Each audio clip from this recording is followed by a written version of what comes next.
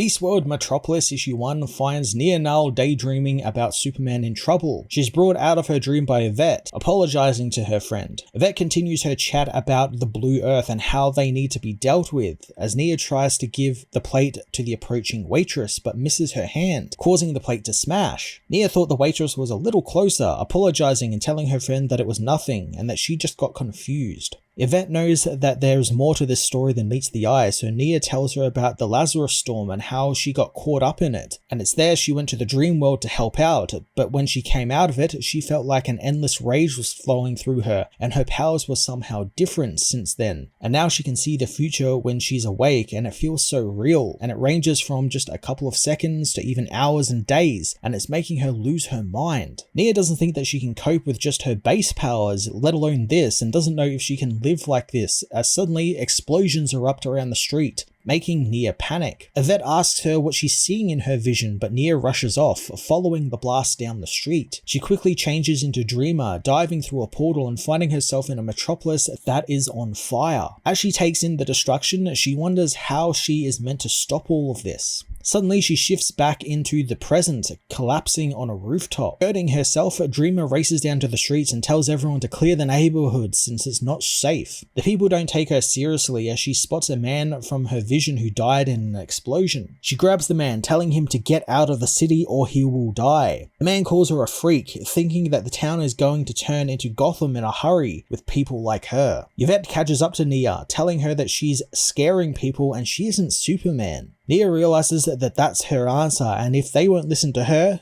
then they'll listen to Superman. Dreamer calls on John, telling him that they need to evacuate A-Town, but Superman tells her that it's not that simple, since it would cause mass panic and aliens don't take kindly to being told their home is about to explode. Nia pleads with John to help, since these people need someone they can trust. John knows that her visions haven't been wrong yet, and Yvette takes that as a yes, asking how he's going to get the people out of the city besides just shouting at people from the sidewalk like a crazy person. Dreamer thinks that that was her exact plan, and so Superman calls a press conference, getting the media to put his message out there. Yvette asks where all the people will go since anti-alien sentiment is all the rage now in Metropolis. Nia has that covered, wanting to take the people to Parthus, the hidden alien refuge a few hours west out of town where she grew up. The people begin to evacuate and Superman finds it good that there aren't any explosions yet, but Nia still thinks that people will lose their homes. John believes that she got them to safety and that's what heroes do. Nia doesn't think so, as heroes and her mother could have stopped all of this, but John doesn't think that her putting herself down is any help since she can't compare herself to her parent. And after all, she did save lives today. Nia is overcome by another vision and she tells Superman that something is coming from the sky. Superman looks with his telescopic vision and sees a green sea of Garo spores descending on the city, as Nia tells him that she saw Livewire going berserk. John doesn't think that she would do this since Leslie has been non-violent since her work release. Nia wants to deal with the spore cloud first, catching it with one of her portals and pushing it out to sea where Superman freezes it with his freeze breath. John can see more coming, learning from Nia that Livewire isn't stable and in her vision she overloads the substations in the city and everything around it. Superman knows he'll stop her, but Dreamer needs to get everyone to Parthus. He assures Nia that she can do this, no matter what people think of her, and she's just as much a hero as he is. Dreamer tells Superman that the people will lose their homes to something falling from the sky and she can stop Livewire, but Superman needs to go and help the people. Dreamer gets another vision of the lizard Livewire attacking her, causing her to lament how old the visions are getting. She tells Superman to take care of the people while she deals with Livewire, who just like her visions seconds ago attacks the heroes. Dreamer sends Superman off to deal with the people and get them to Parthus while she battles the monstrous villain. Dreamer batters Livewire around the rooftop, not knowing what turned her into this lizard, but she knows it's not her fault. She apologizes to Leslie and promises to be gentle as she generates a powerful energy blast, hitting Livewire in the face. Nia knows that Leslie was just trying to do better and maybe it's best that they tuck her in now. Dreamer seals Livewire in an energy bubble, which the villain continues shooting out electricity at, which bounces off the shield and hits her, knocking her out cold and shattering the shield in the process. Nia tends to the defeated villain, assuring her that they'll find out whatever turned her into this lizard and keep her safe until they do. Dreamer joins Superman in moving the people out of town to Parthus, finding the future is changing and the neighborhood is still in one piece, but whatever caused Livewire's mutation is still out there, but at least the people are hidden away from whatever it is and they will be safe. Dreamer continues to help the people as they snap pictures of her, pictures which make their way to Amanda Waller, who has been tracking Dreamer for some time now.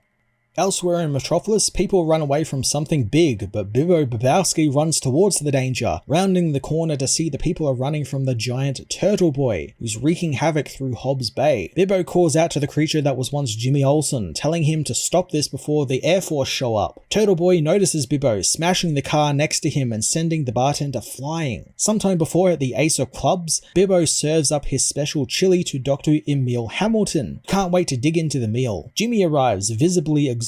He asks the men how they could be so calm when all hell is broken loose outside thanks to half-man, half-animal monsters everywhere. Bibbo is sure that Superman will fix it soon enough as Jimmy yawns, telling the men that he was out all night getting pictures of the transformed Power Girl flying around. He asks for some coffee and Bibbo pours him a hot cup as one of the small Garo spores crawls into the cup from Jimmy's arm. Jimmy takes a sip but throws it away, finding that something was in that cup. Bibbo assures him that he washes all his cups, trying to help his friend out, but Emil stops him since he was out amongst the spores and he could be infected, and reports say that they turn humans into animal monsters. Jimmy slowly begins to transform into Turtle Boy as in the present, Bibbo tries to stop a car from going off the bridge, but its front end is crushed by Turtle Boy. Bibbo leaps into action and saves the woman from the car. The woman demands to know what is going on as she spots a new flying car. Bibbo tells her that that's their ticket to curing Jimmy Olsen as Dr. Hamilton arrives, telling Bibbo to jump in. Bibbo gets into the professor's car, learning that this is the Whiz Wagon and it's owned by the Newsboy Legion who gave it to the doctor for a tune-up. Emil warns Bibbo that they will only get one shot at this, but Bibbo is concerned if this will hurt Jimmy or not. Emil claims that Jimmy is in pain now and hitting him with a bazooka will be better than his current state. Bibbo takes aim with the weapon and fires, hitting the monster in the face with a gas rocket. Emil explains that the gas is a sedative which will render Jimmy unconscious, and since the spore leaves its host when it thinks it's dead or in danger, he hopes that it will do the same when it finds Jimmy is incapacitated. Emil warns him though that it will also try to find a stronger body, and he's arranged for such a body to be present. Bibbo thinks that he means Superman, but Emil reveals that seconds ago he triggered a sonic sound frequency that only one person can hear, and they will rush there to try and stop the painful noise. The monstrous Power Girl arrives, shrieking like a phoenix as the parasite from within Jimmy is spat out and enters Power Girl. Bibbo notes how the monstrous Power Girl seems to be quite angry with them, and Emil knows it's because of the loud noise, activating a drone which shoots off into the sky, carrying the noise elsewhere. Emil figures that the monstrous Power Girl will follow the noise to try and destroy it, and Power Girl does just that, heading high into the sky and away from them to follow the drone. Jimmy meanwhile morphs back into his normal self, telling his friends that he's starving, but he doesn't really feel like any of Bibbo's chili. He asks Bibbo what other specials of the day he has, and with a quick wit,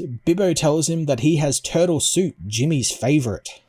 At the Fortress of Solitude, Lois gets a message from Jimmy, who has moved on to a Daily Planet bunker. She tells him that she is staying offline for a while as she finishes making her coffee and gets back to work in the fortress, telling Clark via her communicator that he's cutting it close. Superman says that he needs more time, but Lois reminds him that he needs to keep moving since if the spores catch him, it will be game over for everyone. Kellex tells Superman that more spores are coming as Lois tells him to move on to Dubai as they have fewer hotspots compared to the other areas. Clark can hear the fatigue in his wife's voice, telling her to take a rest, but the reporter refuses, reminding him that running on fumes is her superpower, and besides, Superman is too stubborn to trust a calculating robot. She tells Clark that she will rest when her family is home safe, so Clark decides he'll hurry, moving to the next location. As he flies over the Atlantic, Lois reminds him of the cruise they took with his parents and how Pa Kent kept getting seasick. Clark promises to take his wife on an Atlantic flyover once this is all calmed down, but he hates putting her through all of this, asking if she wishes she had a normal life. Lois doesn't wish that for a second as Kellex interrupts them, telling the couple that the infected people have arrived at the fortress and are trying to get in. Kellex says that he didn't factor in the Kryptonian tech's similarities to Superman's own powers, so the creatures think that Superman is in the fortress. Clark races back towards the fortress as Lois and Kellex fight off the monsters. assuring Clark that they have a plan and he cannot come to rescue them. Superman is already on the way, arriving at the fortress as Lois, now suited in a containment armor, is attacked by a hyena man. Superman smashes the being away, blasting the parasites with his heat vision as they overwhelm him. Suddenly, all of the parasites are burned off by the Brainiac nanobot within the hero. Kelex tells him that the nanobot released a shockwave EMP and it immobilized the spores, but it was a one-time thing, and if Superman is attacked again, he will be infected. Lois asks where it came from, but Kelex is unsure, but the tech is extremely advanced. Lois had hoped for a moment that it would be an easy explanation, and Clark knows that nothing is ever easy with him, kissing his wife. Lois tells him that she'll keep coordinating with him over comms, and Kelex will refortify the defenses at the fortress. Superman doesn't want to leave his wife, but Lois reminds him that he's never far off from her. Superman leaves to save the world as elsewhere, Brainiac watches Lois,